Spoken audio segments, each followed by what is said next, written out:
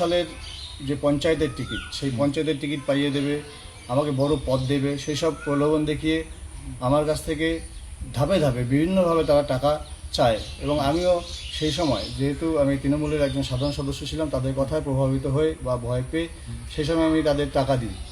ইয়ে রয়েছে আমাদের হাতে, পঞ্চায়েত সমিতি রয়েছে, আমরা তোকে ঠিকাদারি লাইসেন্স করে দেবো, ঠিকাদারি কাজ পাইয়ে দেবো, সেই বলে আবারও আমার কাছ থেকে আবারও টাকা দাবি করে, বলে এই টাকাটা না দিলে তারা পূর্ববর্তী যে টাকা ছিল সেগুলোও ফেরত পাবো না। সেই সময় আমি তাদের রাজনৈতিক প্রভাবে ভয় পেয়ে আমি আবারও তাদের কাছে টাকা দিই। এইভাবে মোট ধাপে ধাপে আমি তাদেরকে 5 লক্ষ টাকা দিই। তৃণমূলের পরিকল্পিত পরিকল্পনা এটা, তাছাড়া আর কিছু না। যার এগেনস্টের ভিত্তিতে কাজটা হয়েছে যে তৃণমূলের পঞ্চায়েত সমিতির মেম্বার আর আইএনটিটিউসির ব্লক প্রেসিডেন্ট, আমি কথা মুখ থেকে কেউ বন্ধ করতে পারবে না। যতই তৃণমূলের এই অপচেষ্টা হোক, এই কথা বন্ধ করতে পারবে না। পুলিশি তদন্ত হচ্ছে, তদন্তেই সমস্তটা সামনে আসবে।